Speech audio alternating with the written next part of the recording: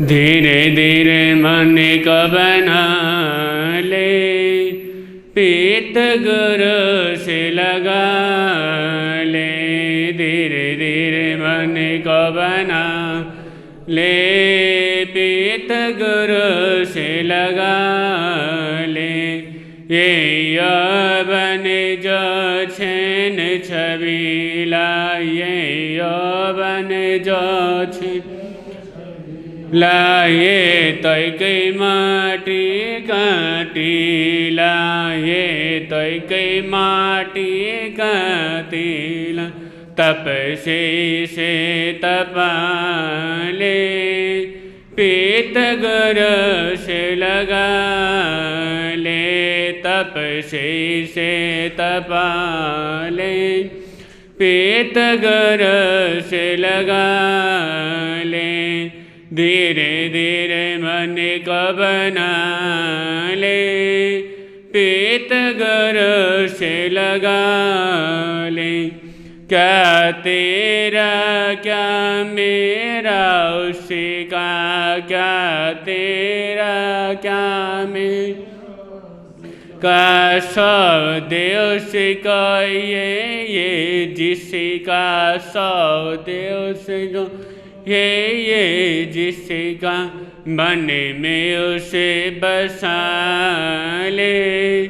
पीत गुरु से लगा ले, मन में उसे बसा ले। पीत गुरु से लगा ले।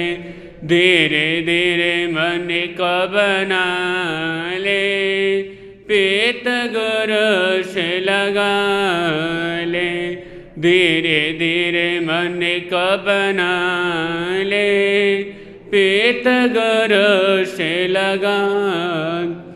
छोड़ के जाना है सब एक दिन, छोड़ के जाना है सब एक दिन। शान सवेरे जप लो निस दिन, शान सवेरे जप लो निस दिन। सत्य की ज्योत जगा ले, पीत गुरु से लगा। सत्य की ज्योत जगा ले, पीत गुरु से लगा ले। धीरे धीरे मन को बना ले, पीत गुरु से लगा। चमत्कारी बाबा गुरु मेरे, चमत्कारी बाबा गुरु में। जप पे मशक शान सवेरे, जप पे मशक ने सवेरे। सद चरणों में शीश झुका ले, पीत गुरु से लगा ले।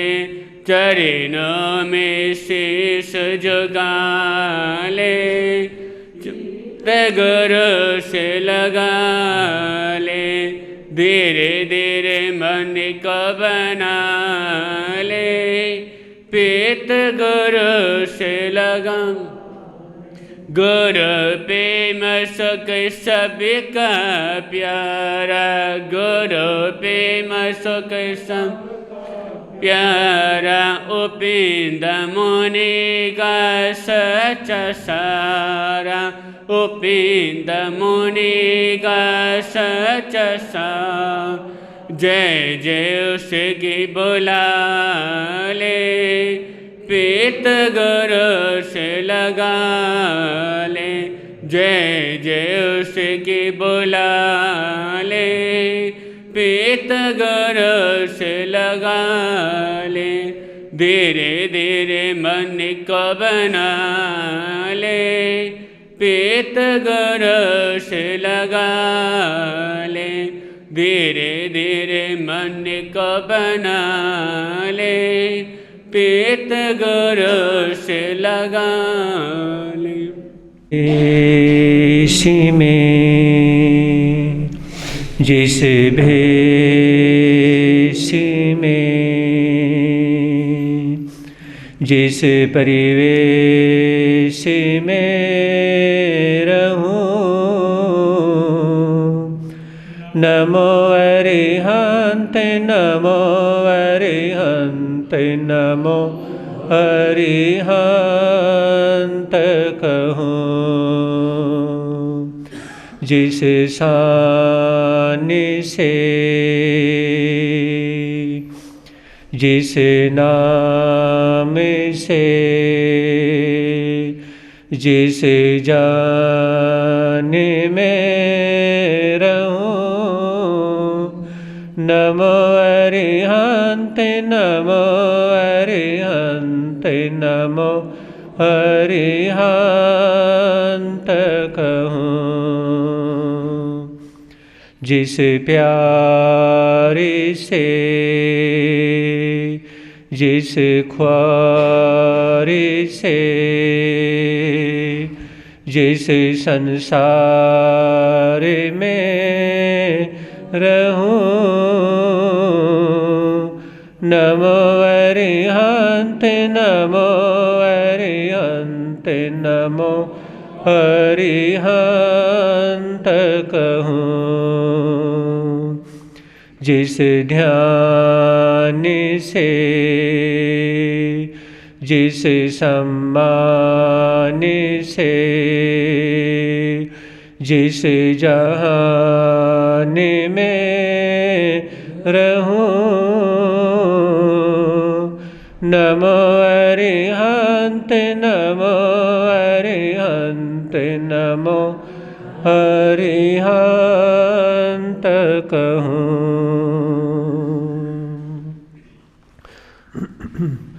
है समय नदी के धार के जिसमें सब बह जाया करते हैं। है समय बड़ा तूफान परवल पर्वत झुक जाया करते हैं।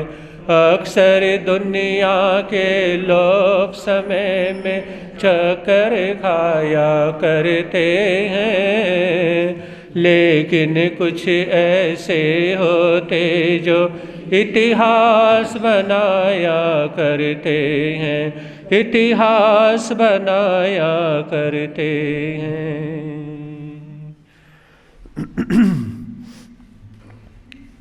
चारम तीर्थंकर शरमण भगवान महावीर स्वामी के चरणों में कोटि से वंदन अभिवंदन। पूज्य गुरुदेव के पावन चरणों में असीम आस्था के साथ कोटि से वंदन अभिवंदन।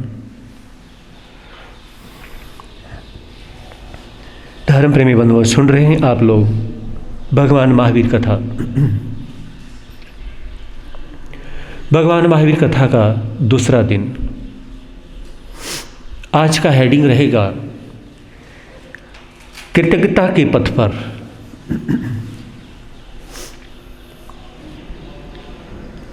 अगर आपके पास में कृतज्ञता नहीं है,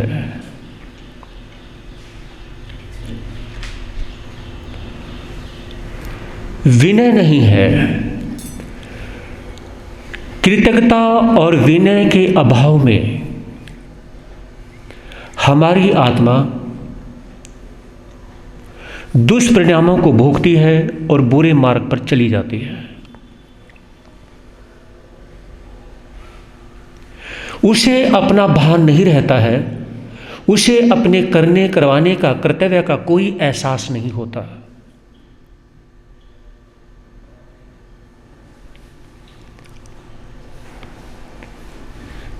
कथा से जीवन बनता है, याद रखें। कथा नहीं तो कुछ भी नहीं। जब हम छोटे छोटे होते थे तो उसमें दादी से, नानी से, बड़ों से कहानी सुना करते थे।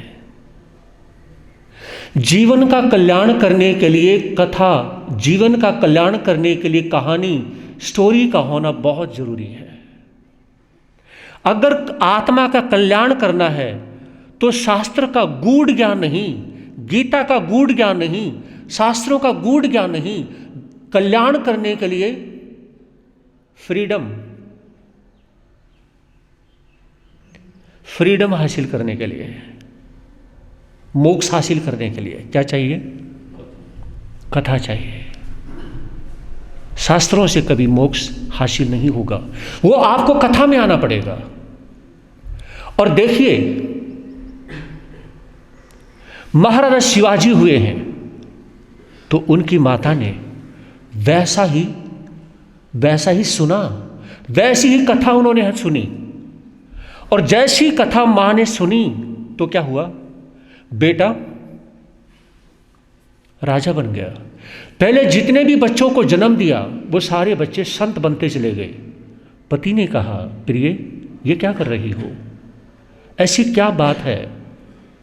आपकी कोख से कोई भी बच्चा जन्म लेता है तो वो संत बन जाता है। क्या आप मेरा उत्तराधिकारी नहीं बनाओगी? तो उसने कहा कि आज तक मैं संतों की, महापुरुषों की कथाएं पढ़ती थी, इसलिए मेरी कोख से जन्म लेने वाला बच्चा संत बन जाता था। लेकिन अब मैं राजनीति की कथा पढ़ूंगी। कौन सी कथा? राजनीति की कथा पढ़ूंगी। और वो कथा सुनते पढ़ते ही मां के गर्भ में जो जीव आता है वो महाराजा शिवाजी बनता है आगे जाकर के। अभिमन्यु ने जो कथा सुनी अपनी मां उत्तरा से, तो चक्रव्यूह में प्रवेश करना सीख गया। मां के गर्भ में जो कथा पढ़ी जाती है, जो सुनी जाती है ना, उसका कोई स्थान ही नहीं है। तुम्हें शास्त्र पढ़ने की, सुनने की जरूरत नहीं है, किसी को जरूरत नहीं है। अगर मां के घर में दादी नानी की कहानियां सुन ली जाएं तो जरूरत ही ना रहे। मेघनाथ मुनि जो अपने जैन शास्त्रों में जो कथा आती है, मुनि बनने के बाद में जब लास्ट में आसन लगता है तो रात भर नींद नहीं आती। चाहे किसी का ओघा लगता है, चाहे किसी का पैर लगता है, जैसे मर्जी कहें, जाने के तैयार होते हैं तो उसमें और जो भी पात्रे इत्यादि अपना सामान संत का लेकर के जब भगवान महावीर के समोषण में पहुंचते हैं तो भगवान ने देखते ही इनको कहा, क्या तुम घर जाना चाहते हो? अरे हाथी के भाव में, इस भाव से पहले भाव में तुमने इतना कष्ट सहन किया और आज जरा सा कष्ट आने के बाद में घर जाना चाहते हो। मेघनाथ मुनि को उसी के पूर्व जन्म की, उसी की कहानी उसी को सुना दी।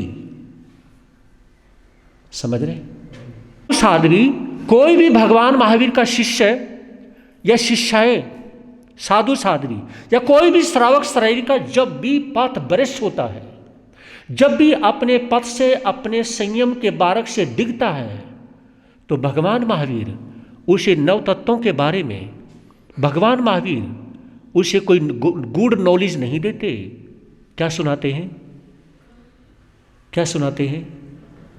उसको उसी की कहानी सुना देते हैं और उसका कल्याण हो जाता है। आपको कहानी की जरूरत है कल्याण करने के लिए, शास्त्र की नहीं। शास्त्र हमें समझाता है लेकिन कहानी हमारा कल्याण करती है। आइए कृतज्ञता के पथ पर।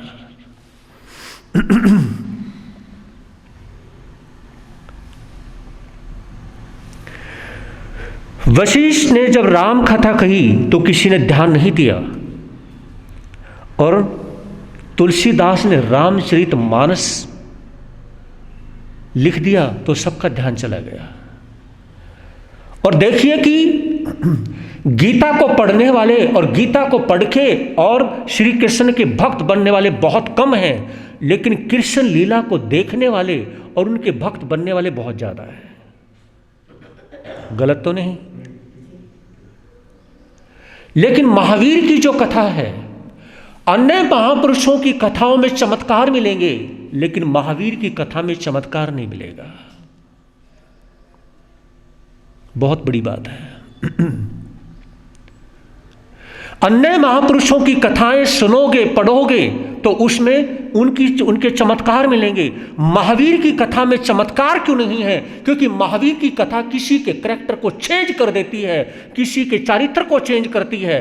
वो सबसे बड़ा चमत्कार करती है, किसी के करैक्टर को चेंज कर देना, उसको बदल देना। ये महावीर का चमत्कार है। महावीर का चमत्कार क्या है? बोलते क्यों नहीं? वो किसी के करैक्टर को बदल देती है, उनकी वाणी बदल देती है, वो चारित्र को बदल देती है, लेकिन किसी और महापुरुष का चरित्र, किसी और महापुरुष की कथा किसी के करैक्टर को नहीं बदलती। वो सिर्फ पर्सनल चमत्कार है, लेकिन महावीर की कथा दूसरे को बदल देती है।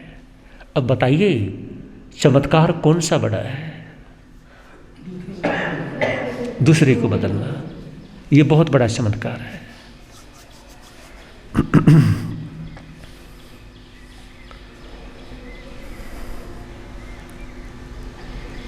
चाहे मीरा हुई, सूरदास हुए, इनको याद क्यों करते हैं? क्योंकि इन्होंने गीता को नहीं पढ़ा, इन्होंने गीता के बारे में नहीं बोला, इन्होंने अपने भगवान के बारे में बोला। अगर आप भगवान के बारे में बोलना शुरू कर दो तो हमारे भगवान भी फेमस और आप भी फेमस। समझ रहे हैं? हम भगवान के बारे में बोलना शुरू कर देंगे तो हम भी फेमस हो जाएंगे और हमारे भगवान भी फेमस हो जाएंगे। लेकिन हमारे यहां पर बोलते ही तो नहीं, जो बोलना होता वो नहीं बोलते, वो नहीं बोलते। आइए और सुनिए भगवान महावीर किस तरह से कृतज्ञता के पथ पर बढ़ते हैं। नैसार के भाव में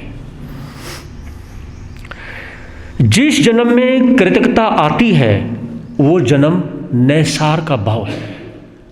वो जन्म कौन सा है? नैसार का है। जिस जन्म में कृतज्ञता नहीं आती है वो जन्म किसी काम का नहीं है।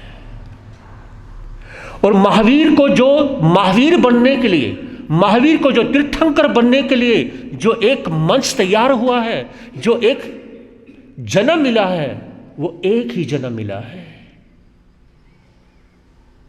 कौन सा जन्म मिला? नैसार का जन्म मिला। नैसार के जन्म ने ही महावीर को महावीर बना दिया है, उनको तीर्थंकर बना दिया है।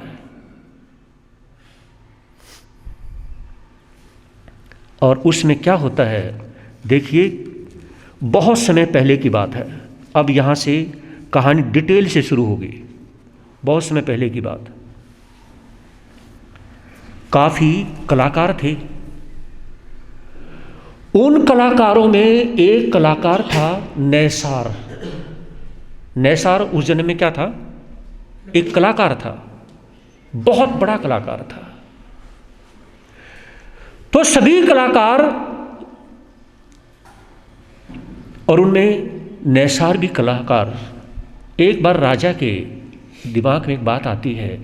छोटी सी नगरी का एक छोटा राजा विचार किया कि एक मैं 7 मंजिल महल, बहुत आलीशान महल बनाना चाहता हूँ और उसमें मैं रहूँगा, कितना अच्छा लगेगा। बड़े बड़े कलाकार बुलाए जाते हैं।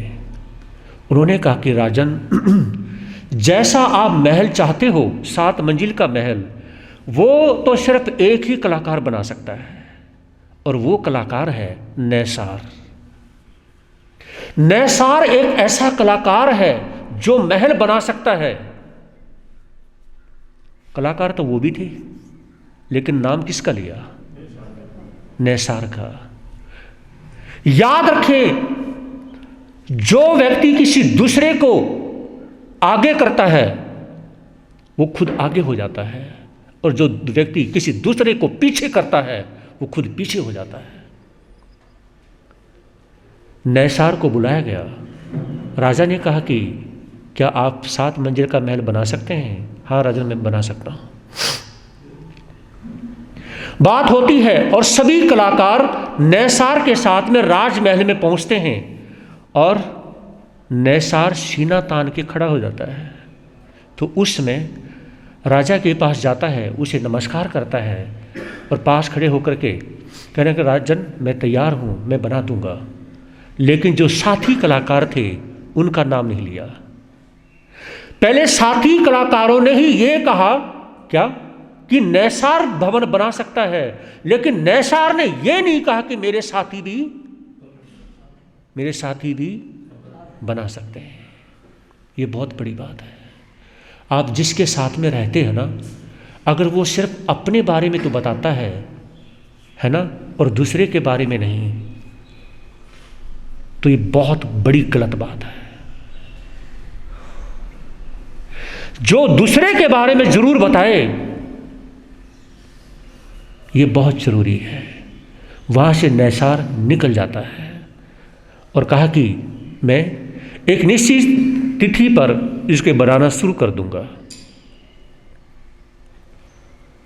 तो उसमें वहां से नैसार निकलने के बाद में जो कुछ प्रशंसक थे ना, जो उसके फॉलोवर्स थे, वो उसके साथ में होते हैं और खुशी के साथ जयकारे लगाना शुरू कर देते हैं। जयकारे लगाते लगाते वो नैसार आगे बढ़ता है और अपने घर पे पहुंचता है। उनकी पत्नी का नाम था शिवा। कहा, इनका सम्मान करो, इनका सत्कार करो, इनकी आवभगत करो, सेवा करो, कुछ खाने पीने को दो। मतलब नैसार अपने साथी कलाकारों को लेकर के नहीं गया। जो लोग कलाकार थे ही नहीं, जो सिर्फ जयकारे लगा रहे थे, उनको लेके गया। और ये हर किसी के सोचने की बात है। याद रखें, पीठ पीछे जयकारे लगाने वालों के प्रति आप सद्भावनाएं रखें, लेकिन जो जयकारे लगा रहे हैं उनमें इतने मस्त ना हो जाओ कि आपके साथी छूट जाए। बहुत से ऐसे व्यक्ति होते हैं जो अपने साथी होते हैं उनको साइड में कर देते हैं और जयकारे लगाने वालों के जो है ना, उनके प्रति ध्यान जाता है। वो जयकारे लगा रहे हैं। नैसार ने भी यही किया। नैसार ने किया कि बस साथियों को तो हटा दिया और जो जयकारे लगा रहे थे उनको साथ ले लिया।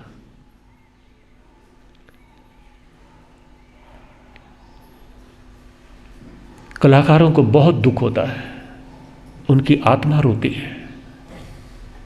अरे नैसार को आगे बढ़ाने वाले, नैसार का राजा के सामने नाम लेने वाले तो हम थे ना। किया तो सब कुछ हमने और हमें ही पीछे कर दिया, आज हमें ही हटा दिया। बहुत दुख हुआ। कोई बात नहीं। जो कलाकारों में जो बुजुर्ग कलाकार था ना, जिसको सभी कलाकार अपना गुरु मानते थे, है ना, तो उस कलाकार ने सभी को कहा, कोई बात नहीं, आप शांति रखो, जो हमारे साथ होना है वो हमारे साथ हो जाएगा और जो नैसार के साथ होना है वो उसके साथ हो जाएगा। तुम टेंशन मत लो, दुख तो मुझे भी हुआ है। वहां से चलने के बाद में देखिए,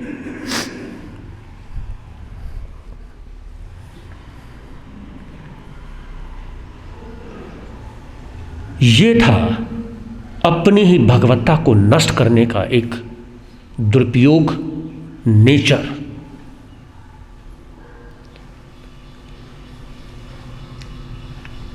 नैसार ने कहा, राजन मैं शुरू कर देता हूं। अब नैसार ने महल बनाना शुरू कर दिया। जैसे महल बनाना शुरू किया, कोई भी चीज बनाता है वो बना के छोड़ देता है, थोड़ा सा बनाता है, फिर दूसरी चीज बनाता है उसको थोड़ी सी बना के छोड़ देता है, फिर तीसरी चीज बनाता है उसको बना करके छोड़ देता है। इस तरह से थोड़ा थोड़ा बनाते बनाते और बहुत सारी चीजें बनाता है और छोड़ देता है, पूरी कोई भी चीज नहीं करता। एक रोज राजा की खबर आती है कि मैं उस महल को देखना चाहता हूं।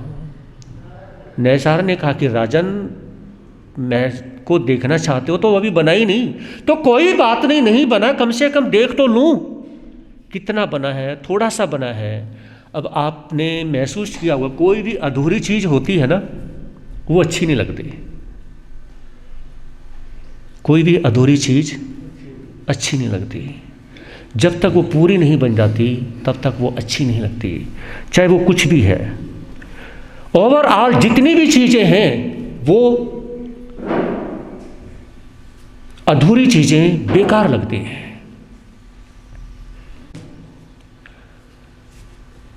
कल राजा आएंगे देखने के लिए, महल तो बना ही नहीं। पतिदेव कोई बात नहीं, आगे ध्यान रखो, आगे बनाने की कोशिश करो। देखिए, तुमने भी तो अपने साथी कलाकारों को छोड़ दिया ना। पत्नी ने बहुत समझाया, लेकिन उन्हें गुस्सा आता है कि तुम ये क्या कह रही हो। और उसमें अगले दिन नैसार वहां पे पहुंचता है जहां महल बन रहा था, और राजा भी पहुंच जाते हैं। राजा ने देखा कि अरे नैसार, ये तुमने क्या किया? एक भी चीज तो पूरी नहीं बनाई तुमने। इतना बड़ा महल है, थोड़ी सी चीज कहीं बना दी, थोड़ी सी कहीं बना दी। कम से कम एक चीज बना के पूरी कर देते।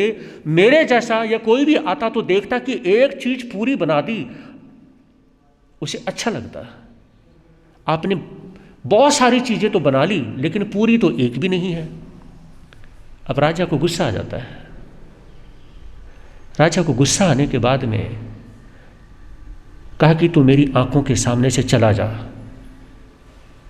मुझे पसंद नहीं है ये सब कुछ, क्योंकि जो तूने किया हो बहुत गलत किया है। कम से कम भी एक चीज, पहले एक काम को तो पूरा कर। तूने एक काम को तो पूरा किया नहीं, दूसरा और खड़ा कर दिया।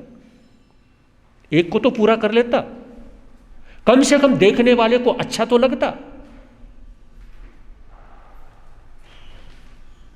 वहां पर सैकड़ों सैकड़ों लोगों के सामने राजा ने नैसार को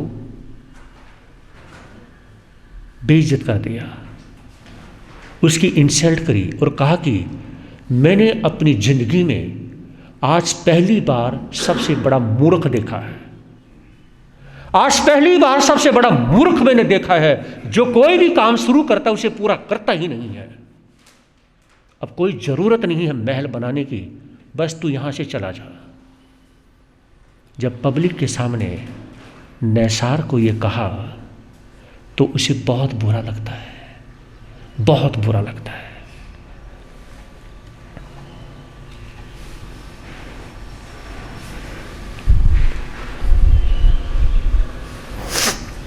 वैसी कलाएं स्त्री की 64 कलाएं होती हैं और पुरुष की 72 कलाएं होती हैं। लेकिन मेरे प्रथम तीर्थंकर भगवान ऋषभदेव ने सिर्फ 3 कलाएं दी हैं। कौन कौन सी? असी, मसी, कृषि। सिर्फ 3 कलाएं दी हैं। उन्होंने कहा कि सिर्फ 3 कलाएं लो। उन्होंने 3 ही कलाएं मानी हैं। भगवान आदिनाथ ने और कलाएं नहीं, सिर्फ 3 कलाएं। और देखिए, उन 3 कलाओं में जो असी, मसी और कृषि, अगर इनको हम समझेंगे ना, असी यानी कि युद्ध लड़ने की जो कला है, जो तलवार की जो कला है। लेकिन इसमें एक बहुत बड़ी बात है, बहुत बड़ी बात है। लड़ने की कला और एक होता है रक्षा करने की कला।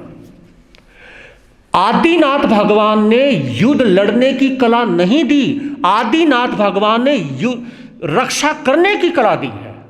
असी क्या है? मतलब तुम युद्ध लड़ो, लेकिन युद्ध से किसी की रक्षा करो, किसी का बचाव करो, किसी की इज्जत बचाओ, किसी का स्वाभिमान बचाओ, किसी परिवार को बचाओ, किसी गरीब साहे को बचाओ। मतलब बचाने के लिए युद्ध की कला दी है।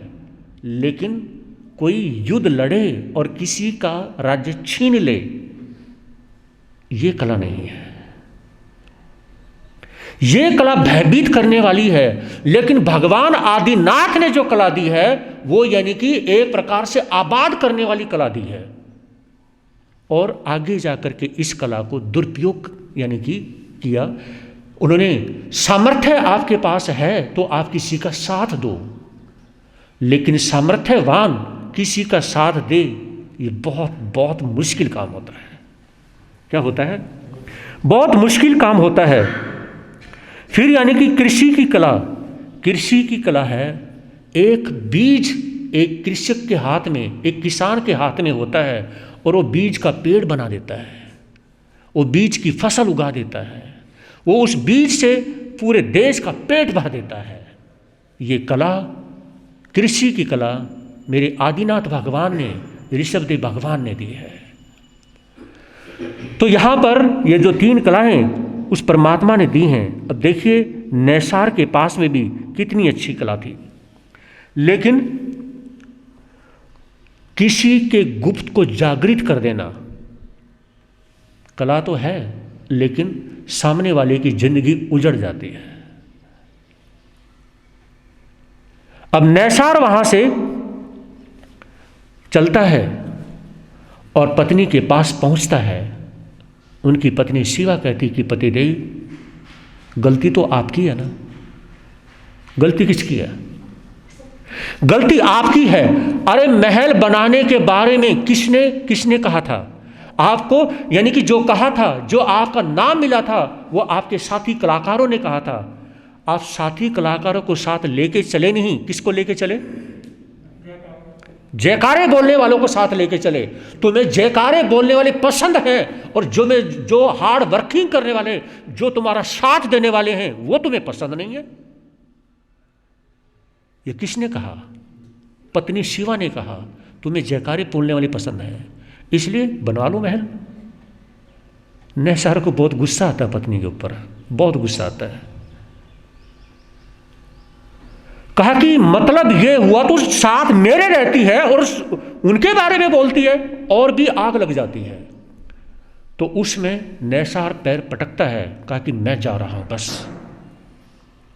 पत्नी समझ गई इसको रोकना गलत है। ये कहाँ जा रहा है? ये जहाँ भी जा रहा है, इसको रोकना गलत है।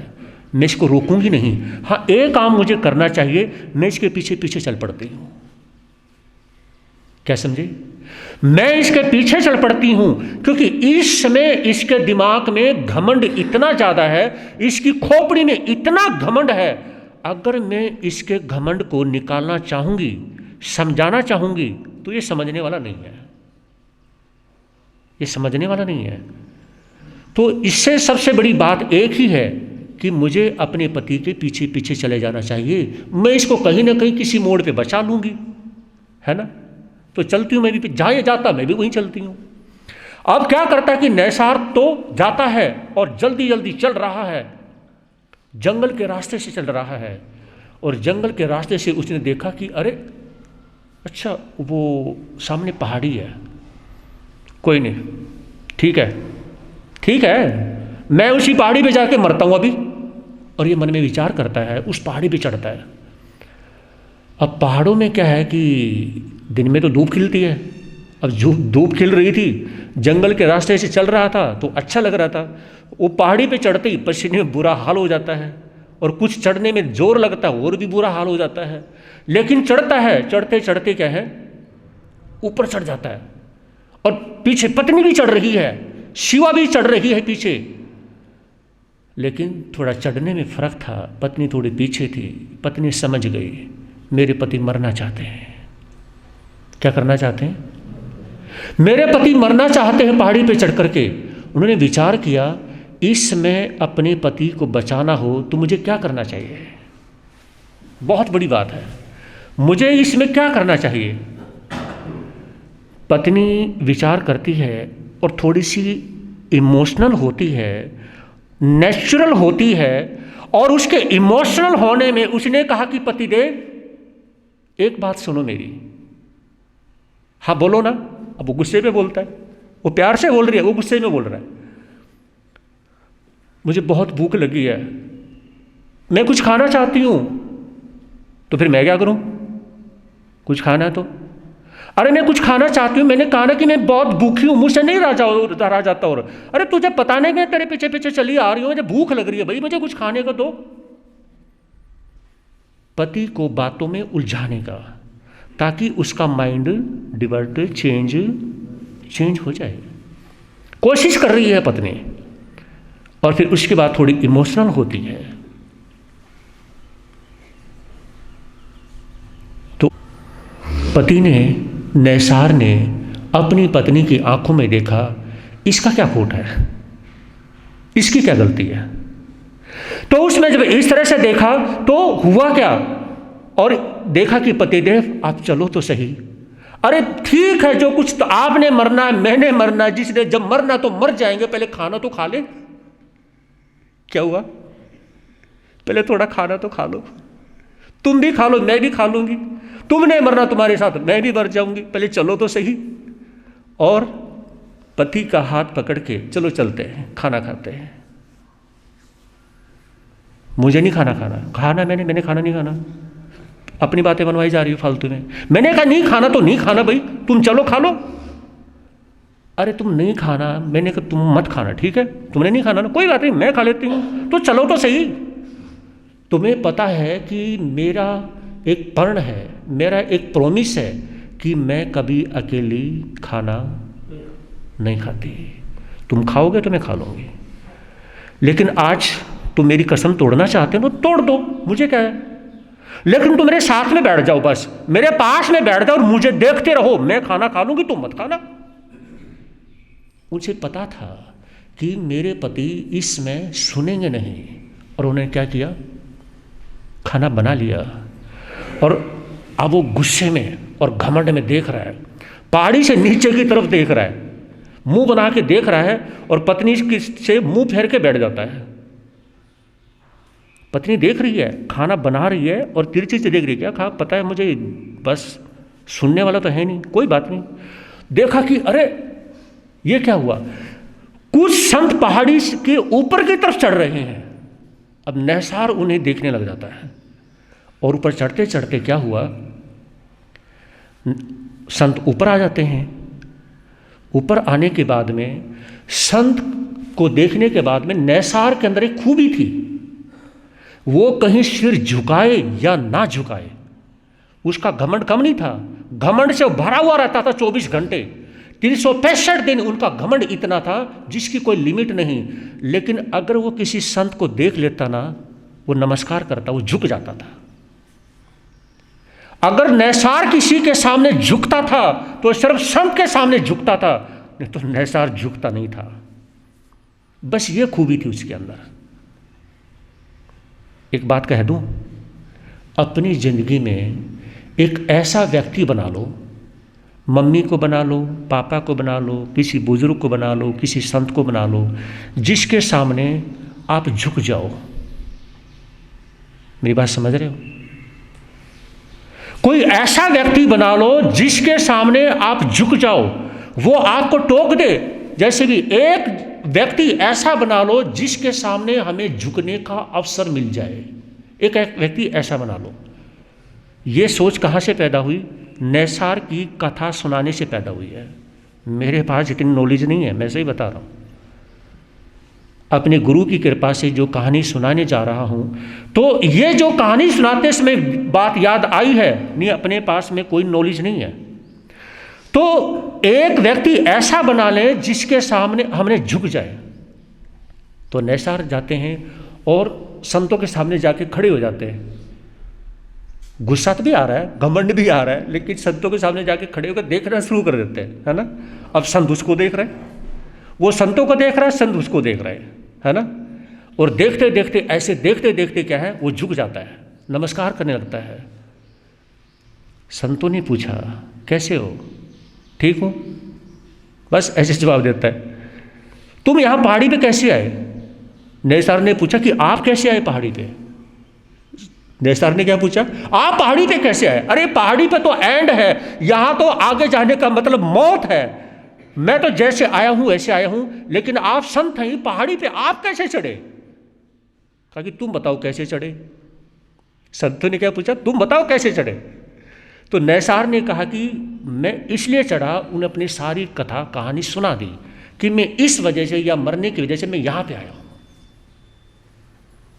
तो उसमें संतों ने कहा कि हम तो ऐसे ही यहाँ पर कुछ विश्राम के लिए आ गए, ताकि जंगल से एक अलग जगह के आते हम थोड़ी देर विश्राम कर लें। तो यहाँ पर आकर के जब आपसे मिलना हुआ, तो जब ये कहानी सुनी तो उसमें क्या था, संतों ने उसे समझाया, और समझाने के बाद में वो हैप्पी हैप्पी कूल कूल हो गए। नैसार की एक खूबी थी, वो किसी की बात नहीं मानते थे, लेकिन संत की बात टालते नहीं थे और किसी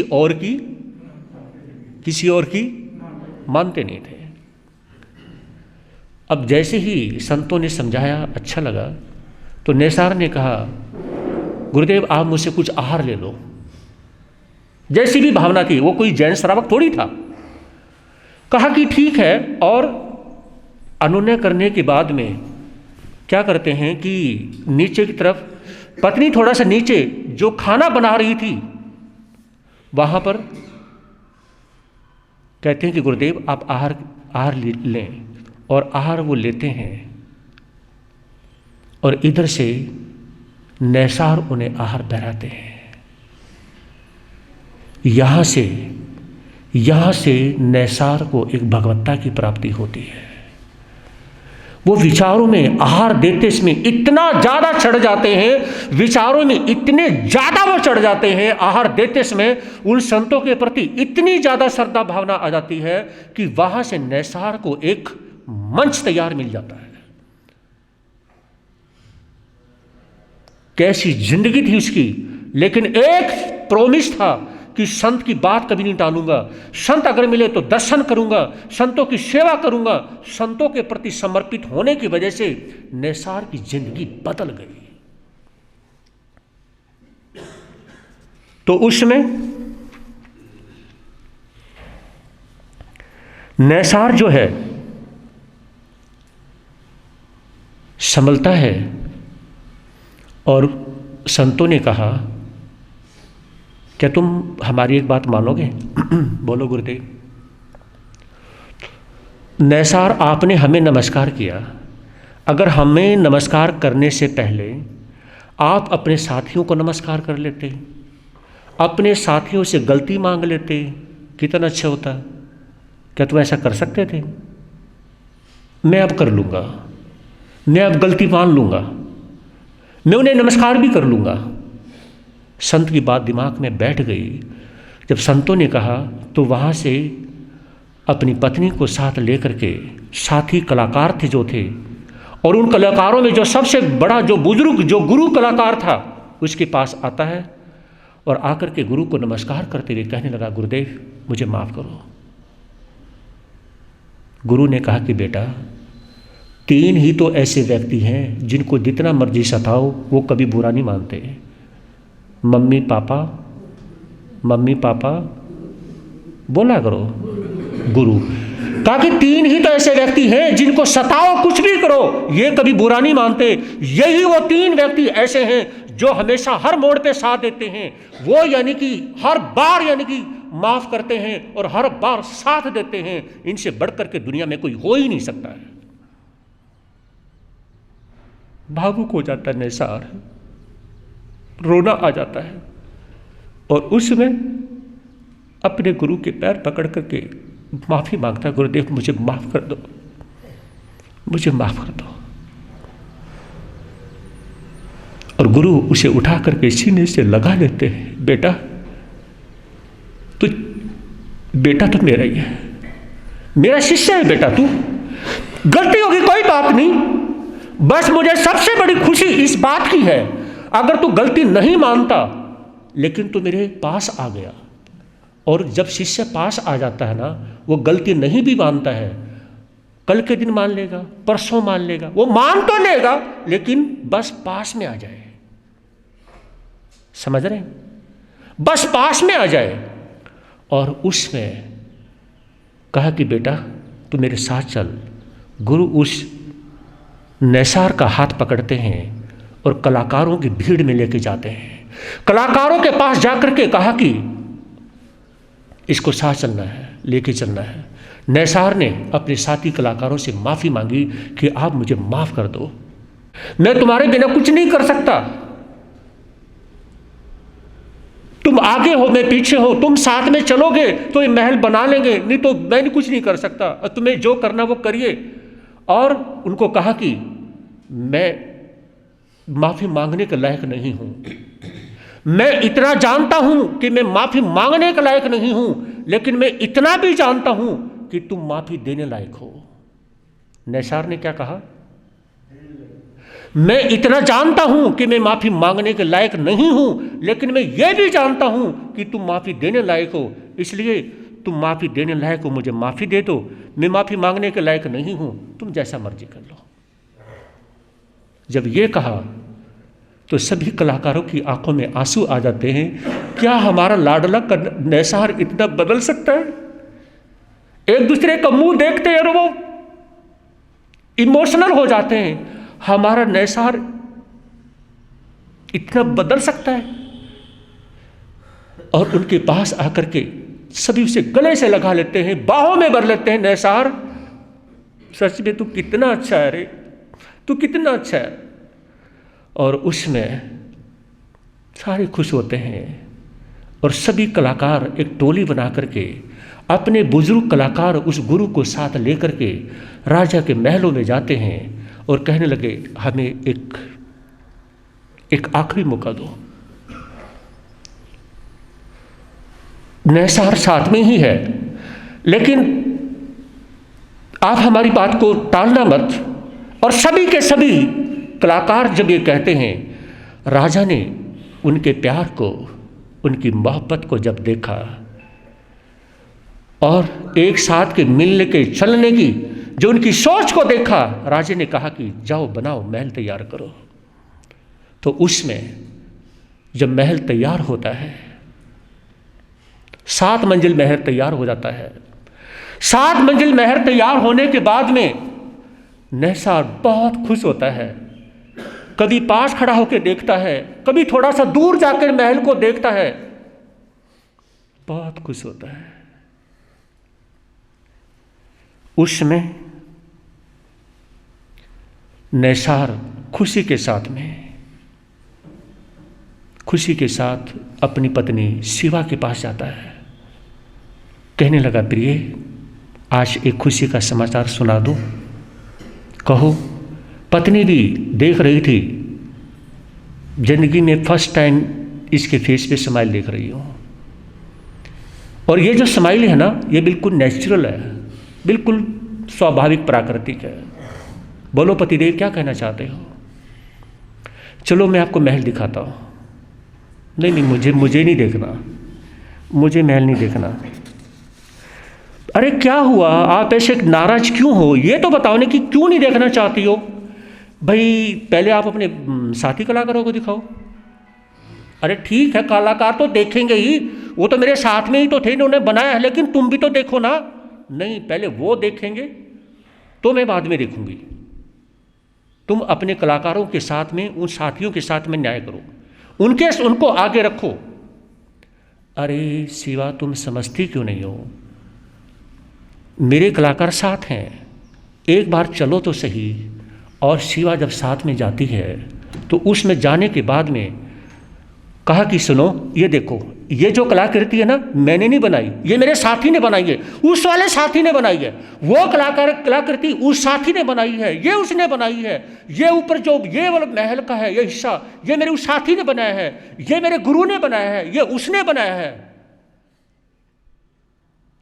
जब नैसार ने जब ये कहा ना, तो पत्नी इमोशनल हो गई। मेरा पति इतना बदल सकता है? क्या कहा? मेरा पति इतना बदल सकता है? आज वो औरों के बारे में भी सोच सकता है। कहा तो मेरा पति अपने बारे में सोचने वाला था और आज वो दूसरों के बारे में सोच रहा है। बहुत खुश होती है शिवा, बहुत खुश होती है। नैसार कहने लगे, सुनो, अभी तो आपने नीचे का ही भवन देखा है, ऊपर तो चलो, ऊपर चढ़ते हैं, देखते हैं। चलो आज दोनों चल के ऊपर चढ़ते हैं और देखते हैं। पति और पत्नी दोनों ऊपर चढ़ते हैं। नैसार और शिवा चढ़ते जुड़ते तीसरे चौथे पांचवें छठे सात ऊपर महल तक देखते चले जाते हैं। और नैसार, जो नैसार ने बनाया था ना, वो नहीं कहता कि मैंने बनाया है। नैसार औरों के बनाए हुए चित्र सब कुछ दिखाता है, ये मेरे साथियों ने बनाए हैं। और जो उसने खुद ने बनाया था वो नहीं कहे कि मैंने बनाया था। जब कहते कहते नैसार ऊपर चढ़ जाता है और एक जगह देखते हुए पत्नी खुश होती है, उसका ध्यान नहीं रहा, उसका पैर फिसलता है।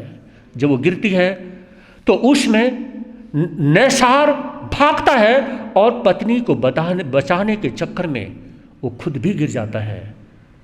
छठे सातवें यानी कि फ्लोर पे, मंजिल पे जब वो चढ़े हुए थे, नीचे गिरते हैं तो उसमें नीचे गिरते ही दोनों का यानी कि अंत होता है और देवलोक में वो चले जाते हैं। लेकिन देवलोक में जाने से पहले वो कितने बदल जाते हैं। यहाँ पर एक पति को बदलने का बहुत बड़ा जिम्मा उस पत्नी शिवा ने संभाला था। बार बार हमेशा वो ये कहती कि नहीं, तुम अपने साथी कलाकारों के साथ में धोखा मत करो।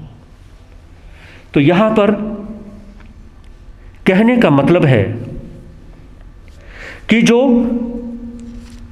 घमंडी जो व्यक्ति होते हैं वो कभी किसी की सुनते नहीं हैं, लेकिन एक भी अगर खूबी किसी के पास में होती है और वो खूबी धर्म से रिलेटेड होनी चाहिए, एक भी खूबी धर्म से रिलेटेड होगी तो वो व्यक्ति क्या है, कहीं गिर रहा हो तो भी समझ जाता है। क्या कहा,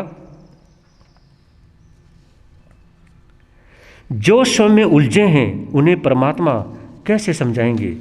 तो जो स्वयं में उलझे हुए होते हैं ना, उन्हें परमात्मा कभी भी समझा नहीं सकते हैं। तो आज ये जो कृतज्ञता के पथ पर ये आप लोगों ने सुना और कल फिर आप लोग सुनेंगे। तीसरे दिन कल की जो कथा रहेगी वो सुनना ना भूलें। तो आज इतना ही और मिल करके दो लाइनें बोलेंगे। 100 वर्ष की जिंदगी से अच्छे हैं धर्म के 2-4 दिन। 100 वर्ष की जिंदगी से अच्छे हैं धर्म के 2-4 दिन। जिंदगी की हर खुशी से अच्छे हैं धर्म के 2-4 दिन। जिंदगी की हर खुशी से अच्छे हैं धर्म के 2